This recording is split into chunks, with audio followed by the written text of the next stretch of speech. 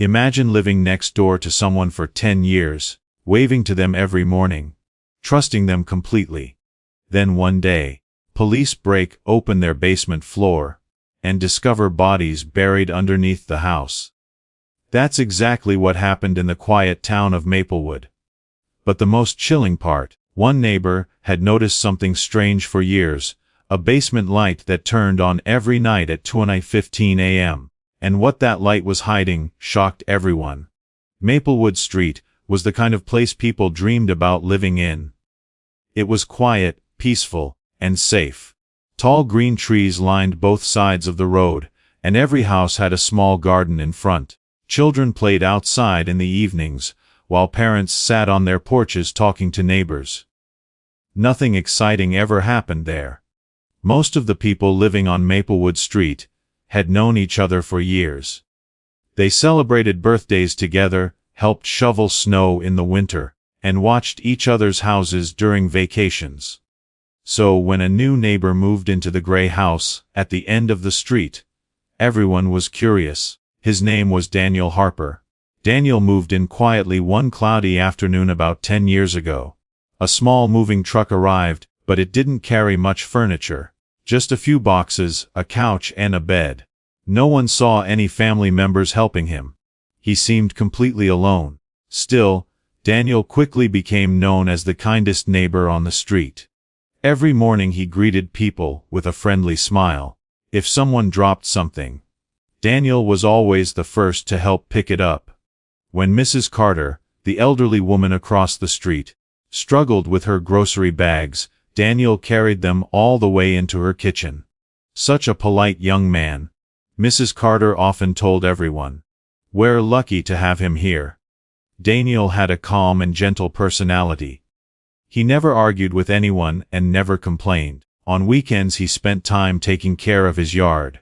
His grass was always perfectly cut, and his small flower garden looked beautiful. Every Sunday morning, like clockwork, Daniel washed his dark blue car in the driveway while soft music played from a small radio. To the neighbors, he seemed like the perfect person. But there were a few small things that felt unusual. No one ever visited Daniel. Not once. Years passed, but no friends came over. No relatives stopped by.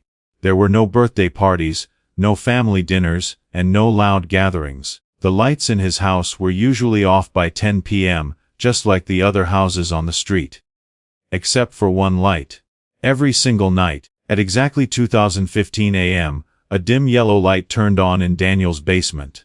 Most people on Maplewood Street were asleep at that hour, so they never noticed it. But someone did. 16-year-old Ethan Miller lived in the house right next door. Ethan often stayed up late playing video games or watching videos on his computer. His bedroom window faced Daniel's house, and from his desk he could see the small basement window clearly. One night, while grabbing a snack around 2 a.m., Ethan noticed the basement light suddenly turn on. He didn't think much about it at first. Maybe Daniel worked late. Maybe he couldn't sleep. But then Ethan noticed something strange. The light turned on every night at the exact same time, 2:15 a.m., not 2010, not 2030, always 2015, night after night, week after week. Sometimes Ethan even saw a shadow moving behind the small basement window. It looked like someone walking back and forth, slowly, quietly. Ethan mentioned it once at dinner. "Mom, why does Mr. Harper turn his basement light on every night at 2:15? His mother barely looked up from her plate. "Some people just have strange sleep schedules," she said with a shrug. "Don't worry about it." So Ethan tried to ignore it. Until one night, something happened that he would never forget. It was almost 20:30 in the morning when Ethan heard a sound coming from outside. At first it was faint. So faint he thought he imagined it. But then he heard it again, a scream, short, sharp, and full of fear. Ethan froze. He slowly walked to his window and looked outside. The street was empty. The trees were still, and the only light anywhere on Maplewood Street was the dim yellow glow coming from Daniel Harper's basement window. 2 days after Ethan heard the strange scream in the middle of the night, Maplewood Street woke up to disturbing news. A young woman named Lily Grant had gone missing. Lily was a 21-year-old college student who lived only a few blocks away. She was known as a hardworking and cheerful person. During the day she attended college classes, and in the evenings she worked part-time at a small cafe near the town center. Everyone who knew her described her as kind and friendly. On the night she disappeared, Lily had finished her shift at the cafe around 9:30 p.m. One of her co-workers offered to drive her home, but Lily politely refused. "It's okay," she said with a smile. "My house is only a 15-minute walk." That was the last time anyone saw her. Lily never arrived home. When her parents realized she hadn't returned, they immediately called the police. Officers began searching the area that same night. They checked nearby streets, parks, and empty parking lots, hoping to find some clue about what had happened. But there was nothing. No witnesses, no signs of a struggle, no evidence at all. It was as if Lily had simply vanished. The story quickly spread across Maplewood. Within hours, missing posters with Lily's photo appeared on streetlights, shop windows, and bus stops. Her bright smile looked back at everyone who passed by. "Have you seen this girl?" the posters asked. Neighbors began talking about it constantly. People locked their doors earlier at night. Parents told their children not to walk alone. The quiet town suddenly felt different. Police officers knocked on every door in the neighborhood, asking if anyone had seen something unusual the night Lily disappeared. They spoke to dozens of people on Maplewood Street, including Daniel Harper. Daniel calmly told the officers that he had been home that night watching television. He said he hadn't heard or seen anything suspicious. The officers thanked him and moved on. To them, Daniel looked like the last person who could be involved in something terrible. Polite, calm, friendly. But next door, Ethan Miller couldn't stop thinking about the scream he had heard. The timing bothered him. The scream had happened around the same time Lily must have been walking home. Ethan tried to convince himself it was just a coincidence. Still, something didn't feel right, and the strange activity at Daniel's house continued. Every single night, the basement light turned on at 20:15 a.m. Sometimes Ethan heard faint noises through his window. A dull thud, a scraping sound, heavy footsteps moving slowly across the floor. One night he even heard what sounded like something being dragged. Ethan's stomach twisted with unease. He finally told his mother about the noises and the strange basement light, but she quickly dismissed his fears. "Daniel Harper," she said, shaking her head. "That man helped Mrs. Carter fix her fence last week. He's one of the nicest people here." Everyone in Maplewood trusted Daniel. Everyone believed he was a good man. Everyone, except Ethan. And deep down, Ethan had a terrible feeling. Something very wrong was happening inside that basement. 3 years passed after Lily Grant disappeared, but the mystery was never solved. The police investigation slowly faded away, and eventually the case grew cold. In Maplewood, life returned to normal. Children continued playing in the streets, neighbors chatted across their fences, and people slowly stopped talking about Lily. But Ethan Miller never forgot. He was older now, nearly 19, but the memory of that late-night scream still haunted him, and the strange routine at Daniel Harper's house had never stopped. Every night, at exactly 20:15 a.m., the basement light turned on. For years, Ethan had watched it happen from his bedroom window. Sometimes he saw a shadow moving behind the small window near the ground. Other nights he heard faint noises drifting through the quiet street. Metal scraping. Something heavy shifting across the floor. It always made Ethan uneasy, but he never had any proof that something was wrong. Then one hot summer afternoon, something unexpected happened. Ethan was playing basketball in his driveway when he accidentally threw the ball too hard. It bounced off the rim of the hoop and rolled across the yard, slipping through the open gate that separated his house from Daniel's backyard. Ethan groaned and walked over to get it. Normally, Daniel kept the gate closed, but today it was slightly open. Ethan hesitated for a moment. He looked toward Daniel's house. The driveway was empty. Daniel's car was gone. Okay, just grab the ball and leave, Ethan muttered to himself. He stepped into the backyard. The place felt strangely quiet. Daniel's yard looked neat and clean, just like always. The grass was trimmed perfectly, and the small garden along the fence was carefully maintained. But something felt off. Ethan spotted his basketball near the back of the yard and walked toward it. As he bent down to pick it up, his eyes drifted toward a small door built into the side of the house. It was the basement door. Up close, it looked old and heavy, made of thick metal, and it was secured with a large padlock. Ethan stared at it for a moment. That's when he noticed something strange. The ground near the door looked different from the rest of the yard. The soil was uneven. It looked like someone had dug it up recently, then tried to smooth it back down. Small patches of dirt were darker, as if the ground underneath had been disturbed. A cold feeling spread through Ethan's chest. Why would someone dig up the ground next to their basement? He stepped a little closer, studying the dirt carefully. That's when he heard something that made his heart jump. The sound of a car pulling into the driveway. Daniel was home. Panic rushed through Ethan's body. He quickly grabbed his basketball and hurried back toward the gate, trying to act normal. Just as he stepped into his own yard, he heard a car door slam next door. Ethan didn't look back. He went straight inside his house, his mind racing. That night, Ethan couldn't stop thinking about the disturbed soil near the basement door. And when he looked out his window later that night, the familiar yellow glow appeared once again. The basement light on at 2:15 a.m. But this time something was different. The light didn't turn off after an hour like it usually did. It stayed on. 3 o'clock. 4 o'clock. 5 o'clock. The light remained glowing in the basement window until the sun began to rise. And as Ethan watched from his window, he couldn't shake one terrifying thought. Something important had happened in that basement.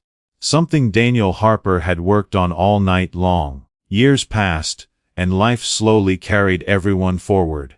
Ethan Miller eventually left Maplewood to attend college in another state. The quiet street where he had grown up stayed the same.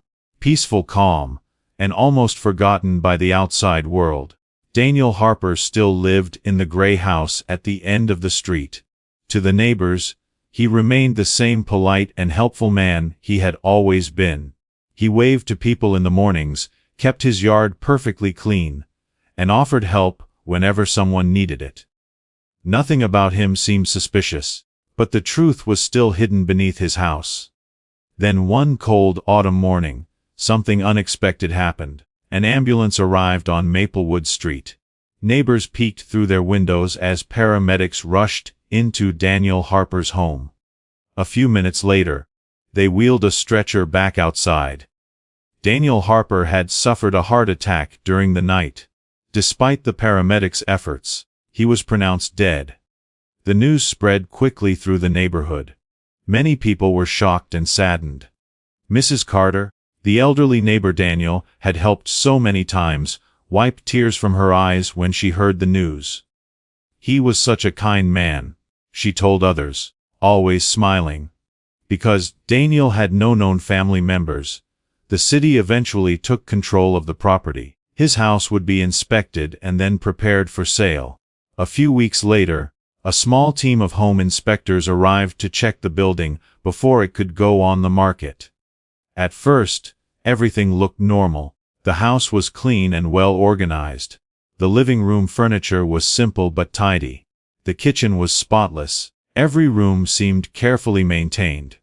Then they reached the basement. The basement was quiet and mostly empty. There were only a few shelves, some tools, and a work table near the wall. But one of the inspectors noticed something unusual. The concrete floor in the center of the basement looked slightly different from the rest. The color wasn't exactly the same. The surface seemed newer, as if the concrete had been replaced at some point. Curious, the inspector tapped the area with a small tool. The sound it made was slightly hollow compared to the surrounding floor. That was enough to raise concern. Soon, the authorities were contacted, and investigators arrived at the house. They decided to break open a small section of the concrete to see what was underneath. The room fell silent as the first cracks appeared in the floor. Chunks of concrete were slowly removed. Then one of the workers suddenly froze. Something pale was visible beneath the dirt. At first, it looked like a piece of stone. But as they cleared more soil away, the horrible truth became clear. It was a human bone. Police immediately sealed the entire property. Forensic teams worked inside the basement for several days, carefully digging through the area beneath the floor. What they discovered shocked the entire town. Hidden beneath the concrete were 4 separate bodies, each one buried carefully, one after another. The remains had been hidden there for years. One of the victims was quickly identified through dental records. It was Lily Grant, the missing college student who had vanished years earlier. But as investigators continued their work, they realized something even more terrifying.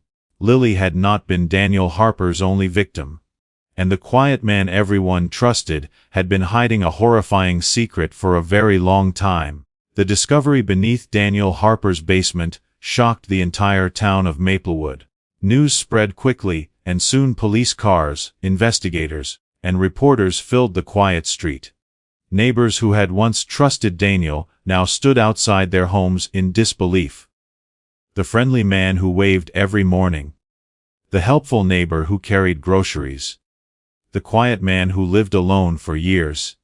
He had been hiding something terrible beneath his house. Forensic teams carefully examined the remains found under the basement floor. Over several days, investigators confirmed that 4 different victims had been buried there. Each one had disappeared years apart. One of them was Lily Grant, the college student who had vanished on her way home from work.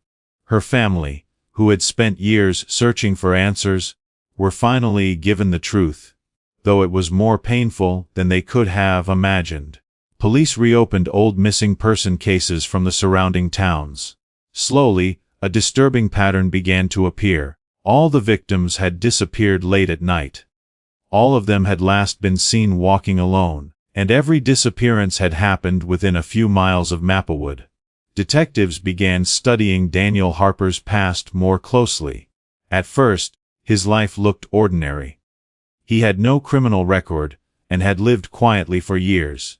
But one detail suddenly caught the investigators' attention.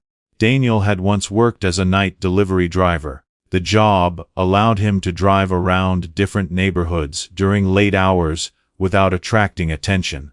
He could move freely through the streets while most people were asleep.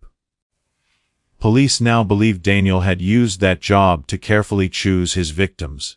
When he saw someone walking alone late at night, he would offer them a ride or approach them when no one was around. Then he brought them back to his house, to the basement. Once there, no one would hear their cries. The quiet street of Maplewood had unknowingly been living beside a killer for years. But the most chilling discovery came from an old police report connected to Lily Grant's disappearance.